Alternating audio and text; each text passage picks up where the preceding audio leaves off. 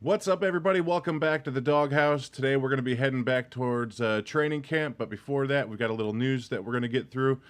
We did lose a couple players this week to injuries. Trevon Coley is going to be out and miss some time with an ankle sprain. Caleb Brantley did get hurt in practice, but it's not sure yet if he's going to miss any time. Greg Robinson on the offensive line has returned from his concussion, and we also lost Kevin Zeitler to a calf injury this week, and it's undetermined how much time he's going to miss just yet. As we all know, this is a big week for us Browns fans because football is back. Officially, Thursday, August 9th is the first preseason game against the New York Giants.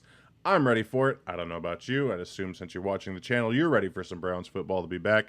Also, Tuesday, August 7th is the very first episode of Hard Knocks. Set your DVRs. Get HBO if you don't have HBO. Just for the record, HBO does not endorse or promote anything that has to do with my YouTube channel, blah, blah, blah, blah, blah. Got that out of the way. Moving on. It was stated earlier in the week, this week, that Joel Bitonio moving over to left tackle would be Plan Z. Well, ladies and gentlemen, we are at Plan Z, and we have not even played our first preseason game. This left tackle spot is actually starting to worry me. I mean, I don't doubt that Joel can play the position. He played it in college and did well enough to get drafted in the second round, but Plan Z already? Now, Hugh kind of came out and told reporters later in the week that this was kind of garbage, that we were told this was Plan Z and not to read too much into that, but, I mean, let's face it, we've tried other guys at the spot. We drafted a guy to fill the need at that spot, and now we're moving Joel Bitonio over to left tackle. Now, Joel's more than graciously accepted the role of left tackle now, and he doesn't seem too crazy about it, but he's willing to help the team out and is going to slide over there at least for now to see what happens. It will be interesting to see what comes out of Robinson coming back from that concussion. Maybe he's going to slip back in there, but Bitonio is going to go back to guard. I don't know, but we're at Plan Z, so let's hope we don't get into Plan AA and BB and CC before we actually get this tackle thing figured out. As promised, we did end up going back out to camp, so all the footage you're going to see in today's video is actually from Sunday, July 29th. So that was actually just day 4 of camp, and without further ado, let's take a look at all the footage we got. Now, when you arrive in Berea, there's 2 entrances to the training facility. The main gate is down there at the bottom of the screen. That's where a majority of everybody comes through. There's also an entrance next to the building up front. If you're lucky enough to find parking on Lou Groza Boulevard, you can also enter up there. Now, there's 2 sets of bleachers this year. Last year, there was just 1 set. You have the set off to the right of field 2 there, and to the bottom of field 3.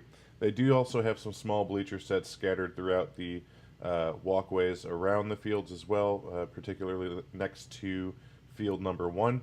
Now, I made a huge mistake this time around, and you can ask when you go in, and it's a good idea, especially if you're shooting YouTube videos, which I learned the hard way, which fields practice will be conducted on that day. We sat in the bleachers next to field number 2 and got comfortable. Come to find out that practice was going to be held on fields 1 and 3, so I apologize. A lot of our shots are a little bit further away than they were last time. As soon as you go in, ask which field practices are going to be held on. They should be able to tell you right away. That way you can get the best view of all the action on the field that day. Now, this is the first time I saw Garrett on the field at practice that day, and I'm not going to lie, I had a very panic-stricken moment, thinking maybe he had gotten hurt, and I hadn't heard about it yet. But it turns out that they had just given him a day off, and he seems just fine right here.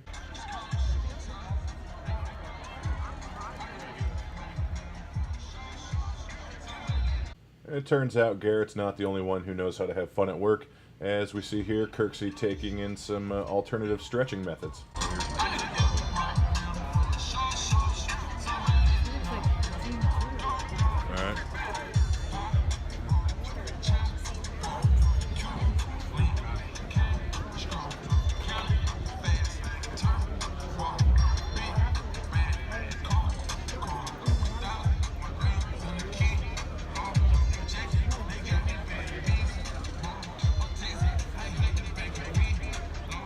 With the season getting ever closer, it seems like the team's really starting to focus on some special teams play.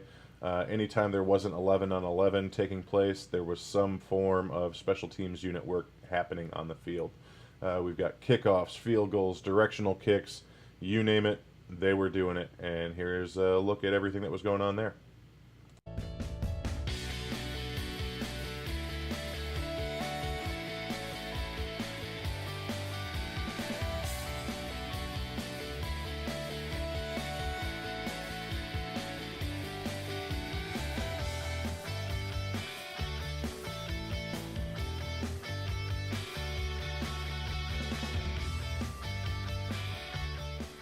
As we've stated in previous videos, Josh Cribbs has returned as a special teams assistant. He's been working with the return guys and showing them how it's done.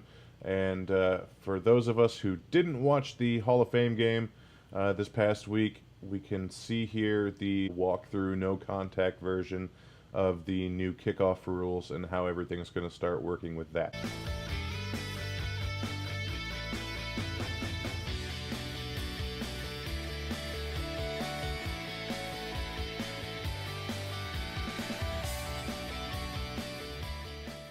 And now for your viewing pleasure, grown men skipping forwards, backwards, and high kicking across the field.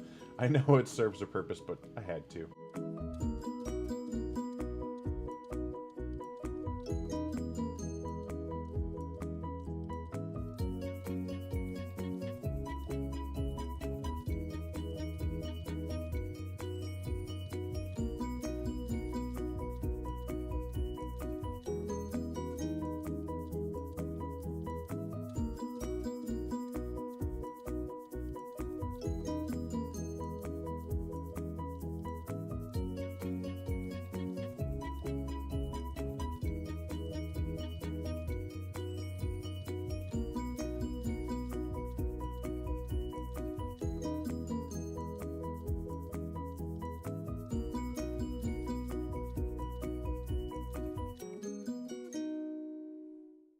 Alright, now that I've gotten that out of my system, I'd like to point out just how much of a beast of a man Larry Ogunjobi is turning himself into.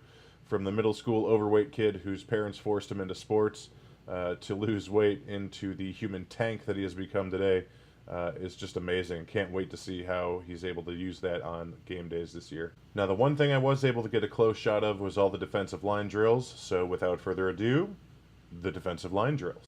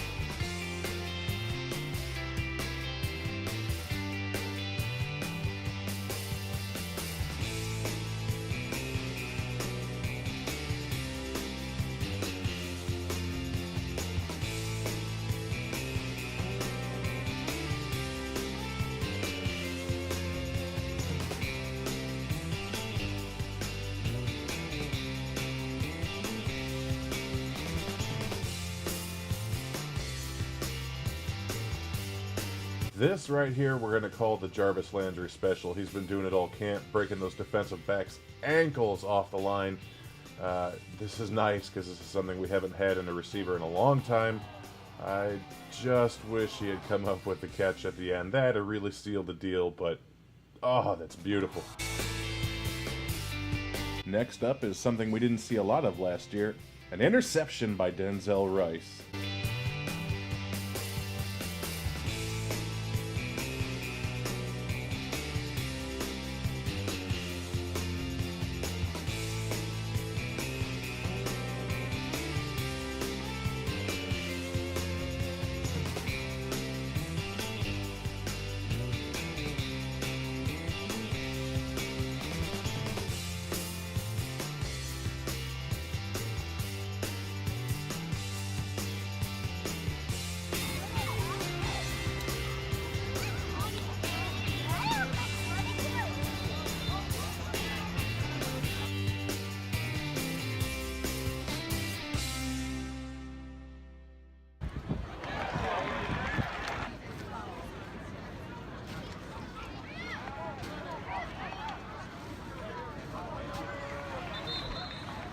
As you can see, we had a really good day out at camp. Again, we will be going out one more time, hopefully more towards the end of camp.